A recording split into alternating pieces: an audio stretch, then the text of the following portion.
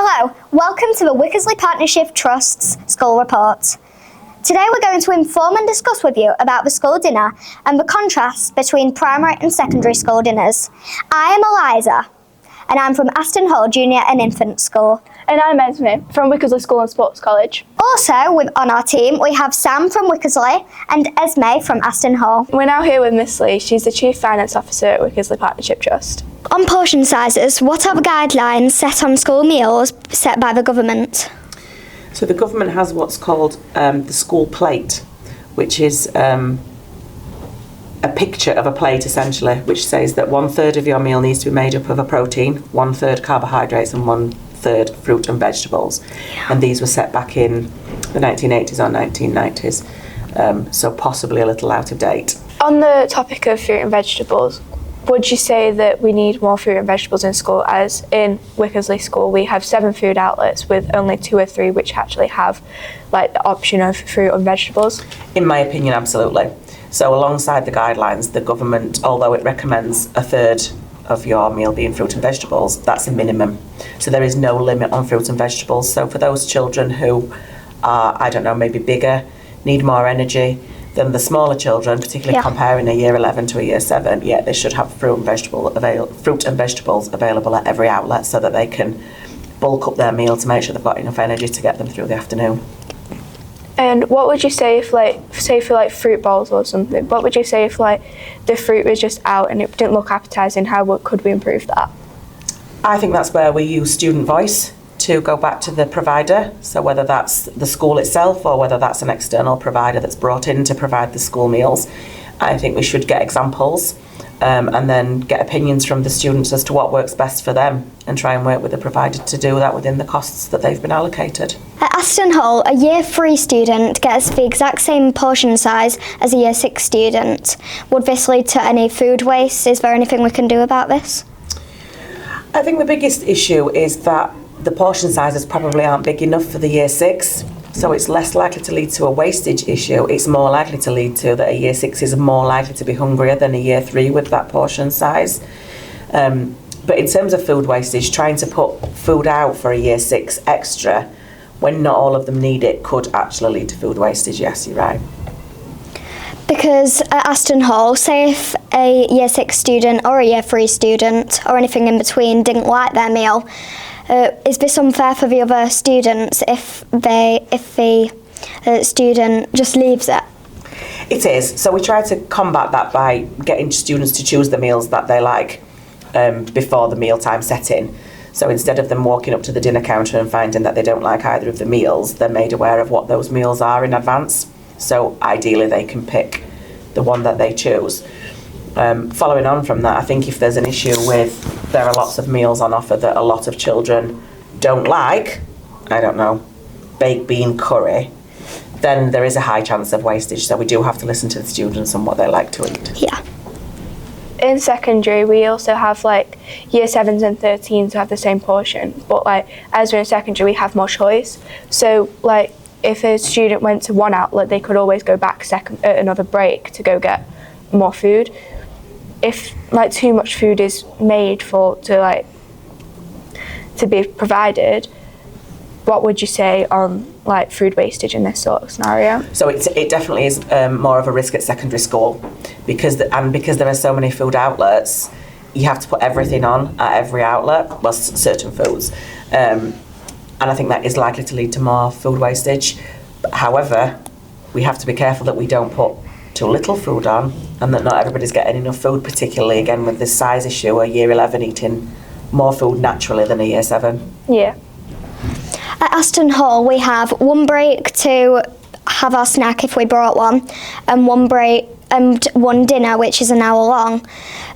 Each year gets called in, but say if you were still eating your meal while the dinner ladies were packing away, it may lead to you feeling pressured to rush or anything like that. So is there any way to improve that, any longer times that we could have? I think we could look at ways to re-timetable that so that there's a spare desk, a spare table in the dining hall that is for those children that potentially need a little bit longer, because some children are just slow eaters.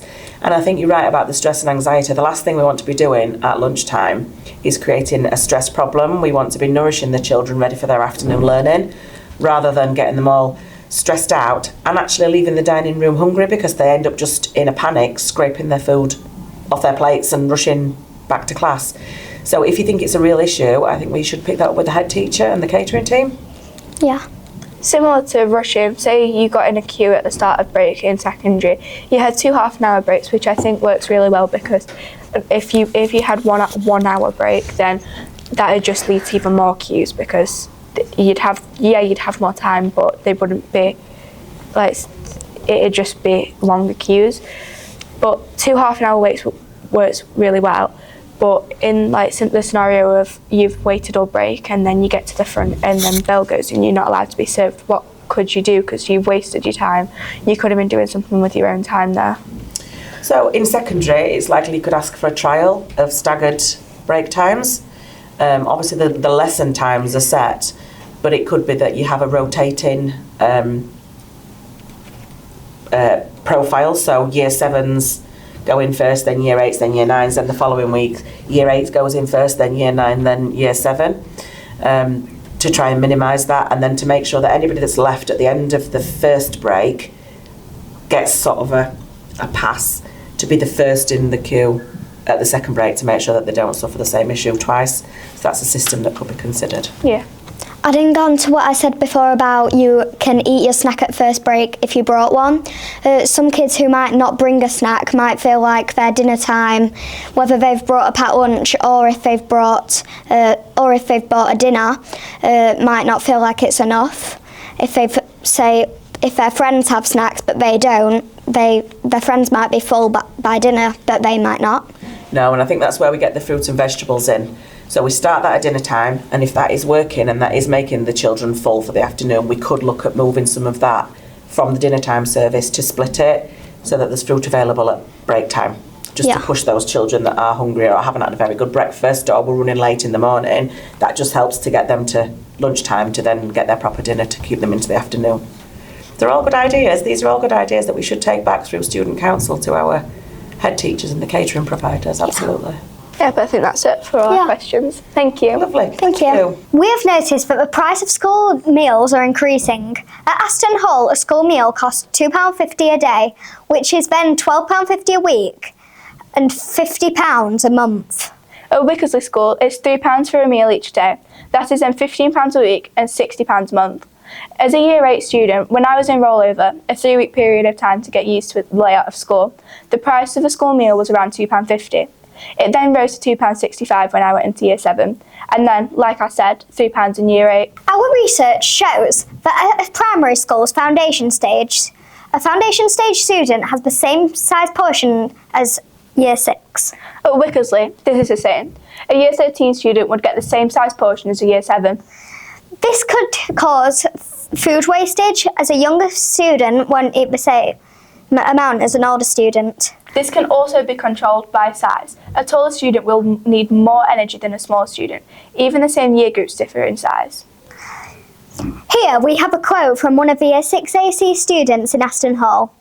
We believe that many people agree with this particular comment.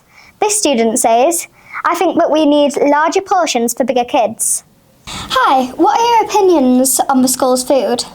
Well, in my opinion, I feel like the portion sizes are really big, and the prices of certain foods are good. However, some I feel like could be changed. What is your favourite and least favourite meals in school? Well, my favourite meal is probably the meal of the day from C Block. I feel like it gives you a lot of food for the price of like £3. However, my least favourite is the chicken bite naan, as I feel like the chicken bites have got spicier. Do you think there should be more vegetarian options? Well, I feel like the vegetarian options there is an amount of them, but I feel like they're only really in one block, which is C block. I feel like they could expand to maybe a G block as well, because it's on the other side of school. What's your opinion on the price of the meals?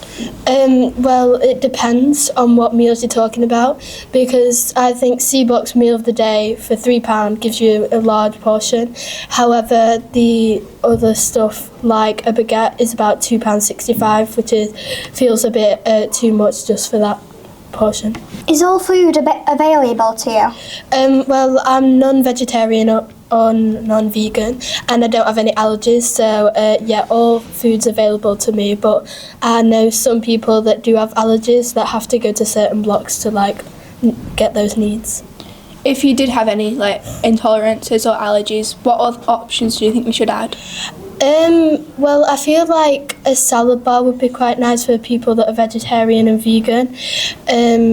Yeah, probably just like a salad bar, which would be nice. Do any of your friends have allergies or intolerances? Does this affect their meals? Is this considered when it comes to their daily meal? If I go to the canteen with them, we usually go to C block for the allergies.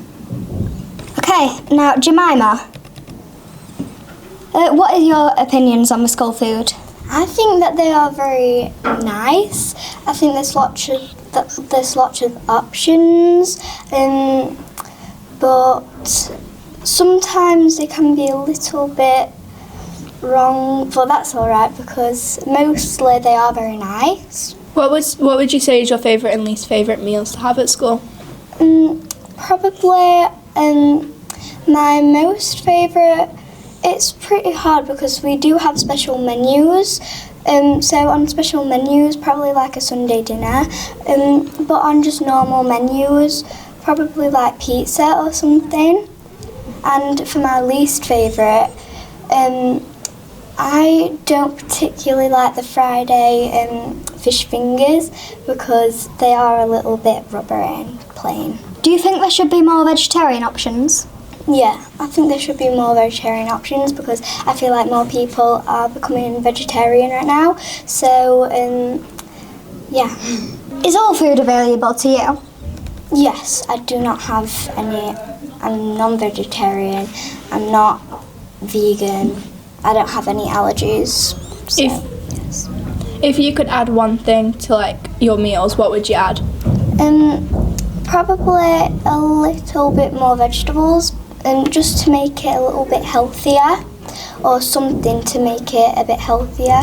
Does your friends have any allergies or intolerances? Does this affect their meals? Is it considered when it comes to their daily meal?